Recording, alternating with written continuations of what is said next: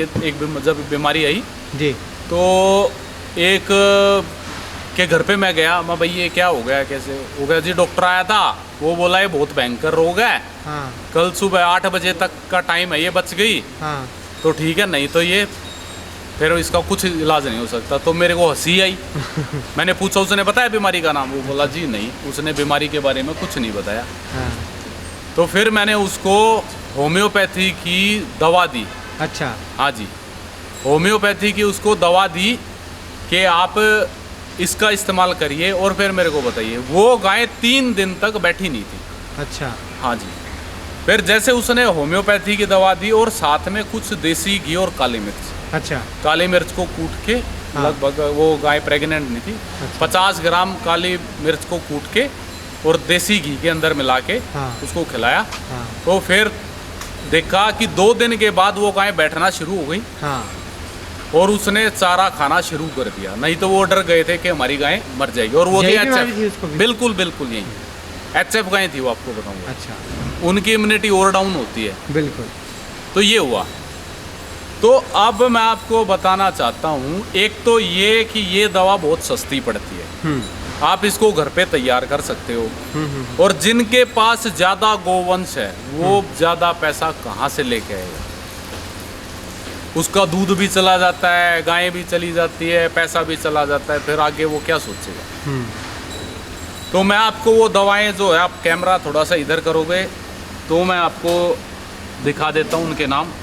ये Calcarea floor है 200 power के अंदर। ये एसिड नाइट्रिकम है।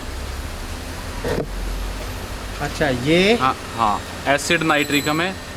ये है। ओसिमम है, सैंक्शम। ये तुलसी से बना होता है। आप पता है तुलसी क्या होती है, आपको जी। पता है कि भाई जी। आदमी को देते हैं तो क्या फ़ायदा करती है। जी जी। ये थूजा है। ठीक है। और ये डलका मारा है। बरसात के मौसम में जो भी बीमारी बढ़ती है उसमें डलका मारा का प्रयोग किया जाता है। ठीक है। ठीक है जी। और ये है वेरियोलिनम, ठीक। जो भी पॉक्स टाइप की बीमारी होती है। अब ये हमारे पॉक्स टाइप की बीमारी है, जैसे गाय में त्वचा का जो होता है इसमें, तो उसमें ये सारी दवा लेके हम, और इनको आपस में एक, जैसे कि एक प्लास्टिक की खाली बोतल है, जैसे मैं ये आपको दिखाता हूँ, ये इसमें आप ऐसे करिए, इन सब दवाओं को ले आइए। ठीक है।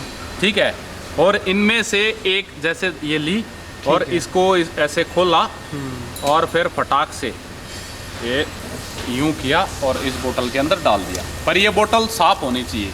ये कोई भी कोल्ड ड्रिंक, पानी की बोतल उसमें चल जाएगा। और फिर इसको रख दिया कि बोतल खाली हो, फिर फटाक से दूसरी बोतल खोली। ठीक है। और उसको भी इसमें ऐसे डाल दिया। ठीक है। ठीक है। रख दी साइड में। फिर इसको भी इसमें डाल दिया। मतलब ये एग्जाम्पल दे रहा हूँ, किसान भाई कैसे फॉर्मूला तैयार करें। ठीक। ऐसे डाला और हमारी दवा जो है, मान लीजिए ये हमारा मिश्रण तैयार हो गया। सारी दवाएं हमने 6 की 6 मिला ली और इसको 1 या 2 बार इस तरीके से लाया। हाँ। ऐसे। हाँ। और इनको वापस इनकी बोतल के अंदर फटाफट ये ऐसे किया। अभी हमने 3 मिला के दिखाई है, लेकिन ये 6 जो अभी 6 की नाम 6 बताए थे, 6 की 6 आपने हाँ। इसमें मिक्स करके और तुरंत के बिल्कुल। तुरंत सबको अब ये देखिए, जैसे मैंने हर इसमें- शीशी में भर लेनी है हाँ, वापस। ये मैंने डाला और इसको फट से पैक किया। हाँ। और इस तरीके से ढक्कन लगा दिया। हाँ जी। अब हमें सारी की सारी 6 शीशी में ऐसे ही ये दवा डालनी है। ठीक है। इसमें हमें देरी नहीं करनी है। ठीक है। क्या होता है, होम्योपैथी का एक रूल होता है, अगर वो खुली रहेगी हाँ। तो वो जो है अपना असर कम कर देती है। और जैसे कुछ भाई क्या करते, एक बार वो बताओ, जैसे इसमें डाल दिया वो इस कैप को हटा देंगे। हाँ। ऐसे रखे रहेंगे। हाँ। तो भी क्या होता है, इसमें अल्कोहल होता है। अल्कोहल बेस्ड जो भी दवा होती है ना, उड़ जाती है वो। तो अगर ये ऐसी खुली रहेगी ना, तो इस दवा का असर खत्म हो जाएगा, ये सिर्फ पानी रह जाएगी, वो असर नहीं। तो इसलिए फटाक से दवाई दी और इसको बंद कर दिया ऐसे टाइट। इस तरीके से हमने करना है। तो ये कितनी कितनी मात्रा में देनी है, दिन में हाँ। कितने बार देनी है, और ये बच्चे को, अडल्ट को, और जो एक मिडिल एज की गाय है उनको कितना देना चाहिए उनके वजन के हिसाब से? बिल्कुल, आपका बिल्कुल बहुत अच्छा सवाल है। अब मैं आपको बताना चाहता हूँ। जी।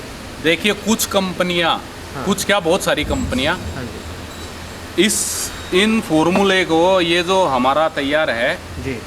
ऐसे बना के 30 ml में दे रही है। अच्छा। और आप देखिए इस पे नेट 100 ml लिखा हुआ है।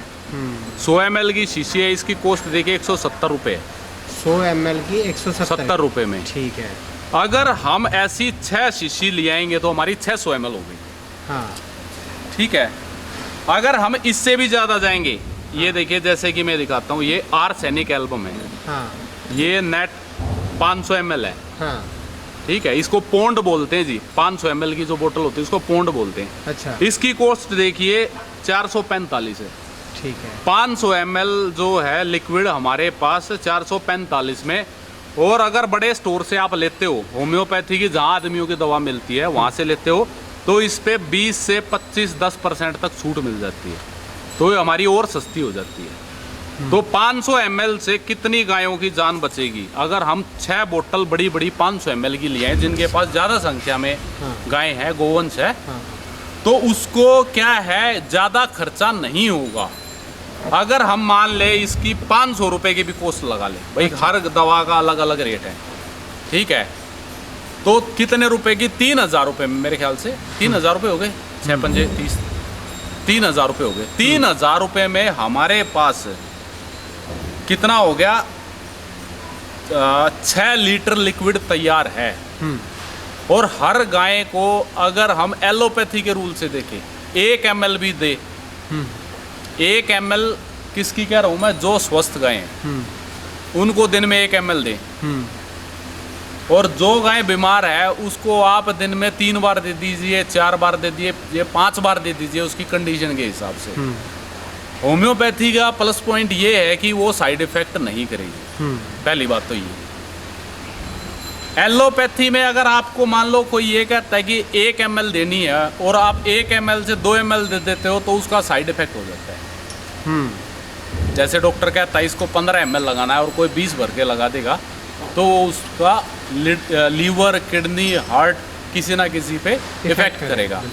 पर फिर भी एक चीज़ और बताता हूँ, मैंने 1 ml कैलकुलेशन के हिसाब से कहा है, पर मैं कभी ml नहीं नापता।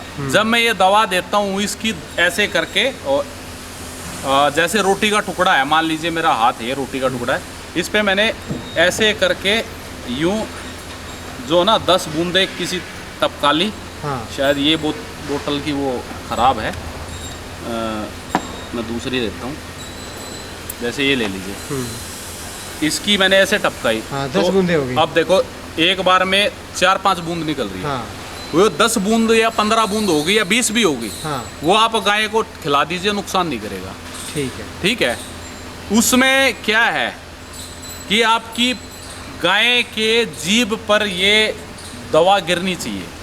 इसका पेट के अंदर जाने से कोई मतलब नहीं है। अच्छा। कुछ लोग ये सोचते हैं कि भाई दवा ये 10 बूंद क्या काम करेगी गाय के पेट में, ऊँट के मुंह में जीरा कहावत वाली बात है ना, उस तरीके से लोग सोचते हैं कि आदमियों में सिर्फ 2 बूंद अगर जीभ पे डाल दे तो उसी से वो दवा काम कर देती है, इतना ज़बरदस्त होता है, क्योंकि इसका पेट से कोई संबंध नहीं है, ये सूक्ष्म रूप से काम करती है। अगर जीभ पे आप डायरेक्ट डाल दो बहुत अच्छा है, नहीं तो आप गुड़ का टुकड़ा कोई भी लीजिए, डली या रोटी का चौथा हिस्सा, अच्छा, उस पे 10 बूंद ऐसे 3-4 बार झटकिए, आपकी 10, 15, 12 बूंद अंदाजे से निकल जाएगी, वो आप उसको खिला दीजिए। खिलाने का नियम ये है कि आपको आधे घंटे का गैप रखना पड़ेगा। खाली पेट चाहे भले ही दे दो आप, अच्छा। कितनी बार इस दवा को नुकसान नहीं करेगी। ठीक है, ठीक है। पर जैसा अगर गाय कुछ खा रही है और उसके बीच में हम इसको ले जाके खिला देंगे तो दवा असर तो करेगी लेकिन बहुत कम। जहाँ उसको 100% करना चाहिए तो वहाँ पे 40% काम करेगी। आपका कहने का मतलब है कि खाली पेट ये दवाई दे दें और उसके दवाई देने के बाद आधे घंटे तक कुछ और ना खिलाएं। हाँ, देखो चाहे तो आधे घंटे बाद कुछ ना खिलाएं या खाने के आधे घंटे बाद दे दीजिए, 15 मिनट बाद दे दीजिए। ठीक। गाय का मुंह खाली रहना चाहिए क्योंकि इसका संबंध खाने से है। और दूसरा, इस दवा को कहीं पे भी आप ऐसी जगह रखिए जहाँ पे छाया हो। छाया में रखनी है, धूप में नहीं रखनी, धूप नहीं लगनी चाहिए इसको, नहीं तो ये दवा उड़ जाती है, काम नहीं करेगी। दूसरा, इसको कोई भी खुशबू या बदबूदार चीज़ के पास नहीं रखना, क्योंकि दूसरी जो चीज़ होती है स्मेल आती है, तो उससे इस दवा के ऊपर प्रभाव पड़ता है। ऐसे अब इसको आप स्वस्थ गाय को दिन में 1 बार दीजिए, और जो आपकी गाय बीमार हो उसको 3, 4, 5 बार, 6 बार तक भी आप दे दो, कोई नुकसान नहीं है ना। ये प्रेगनेंसी सेफ भी है, इसमें प्रेगनेंसी में कोई दिक्कत नहीं आएगी। अच्छा। छोटे बछड़े को भी उतनी डोज दे सकते हो, बड़ों को भी उतनी दे सकते हो। अच्छा। इसमें ऐसा नहीं होगा कि भाई उसको इतनी जली गई तो वो बीमार हो जाएगा, ऐसा कुछ भी नहीं है। पोटेंसी का खेल है, 200 पोटेंसी हमने सेलेक्ट की है, जो एक मतलब जो नॉर्मल पोटेंसी होती है गाय के लिए, उस हिसाब से जैसे आदमी के हम 30 इस्तेमाल करते हैं, तो गाय में 200 करेंगे तो सफिशिएंट है, तो हम इसको दे सकते हैं। यहाँ बीच में मैं एक बात जोड़ना चाहूँगा कि ये जो दवाइयाँ हैं, ये जो नाम बताए हैं, अलग अलग कंपनियाँ इनको बनाती हैं। हाँ। तो आपके क्षेत्र में जो भी अच्छी कंपनी हो उसका देख लीजिएगा, किसी कंपनी का प्रचार नहीं करना। हाँ, ये यहाँ पे किसी कंपनी जो इनको बनाती है उसका प्रचार नहीं है। यहाँ पे दवाई का नाम बताया गया है, और वो दवाई बनाने वाली, वो नाम की जो दवा है उसको बनाने वाली 15, 20, 50, 100 कंपनियां हो सकती है। तो किसी भी अच्छी कंपनी का लेके आप वो यही एक मिश्रण तैयार करके आप अपने घर पे नुस्खा तैयार कर सकते हैं। और बाकी कोई और अगर अच्छा आपके आजू बाजू में कोई होम्योपैथिक चिकित्सक है तो उससे भी संपर्क करके आप इसकी जानकारी जुटा सकते हैं। कहने का हमारा मकसद एक यही है कि किसान का कम खर्चा हो और वो इस बीमारी से लड़ सके, इस बीमारी से अपनी गायों को बचा सके। अभी मेरे पास बहुत सारी कॉल आ रही हैं कि हमारी जो है सुंदर सुंदर 5 गाय मर गई, हमारा 2 लाख रुपए का नुकसान हो गया, हमारा 10 लाख रुपए का नुकसान हो गया, ऐसी कॉल आती है। तो ऐसे व्यक्ति जिनका 10-10 लाख रुपए का नुकसान होने वाला है, तो उस नुकसान से बचने के लिए अगर 1000-2000 रुपए की दवाइयाँ, और इसके तो 10-10 बूंदे देनी है, ज़्यादा देनी भी नहीं है, और कोई भी अच्छी कंपनी की लेके आपके आजू बाजू से वो आप ये घर पे नुस्खा ज़रूर करें। आप इसमें आपका पैसा बहुत कम लगना है, आपकी गाय बच सकती है और आपका जो नुकसान होने से बच सकता है, क्योंकि गोधन का मतलब किसान का धन है।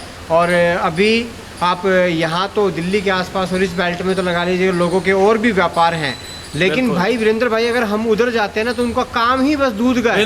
बिल्कुल भाई साहब, किसान है, बॉर्डर एरिया में हम जाके देखें तो उनके पास ना तो पानी है, ना खेती है, ना कुछ है, सिर्फ बकरी और गाय। बकरी और गाय यही उनके पास है, और गाय है तो उनके दूध देगी, दूध से उनका गुजारा हो जाता है। बिल्कुल। और दूध भी बेचारों का पानी के भाव में दूध बिकता है। बिल्कुल, ये भी बात। तो ऐसे लोगों को ज़रूरत है कि वो छोटे से 200, 400, 500 रुपये खर्च करके अपनी गायों को बचा सकते हैं।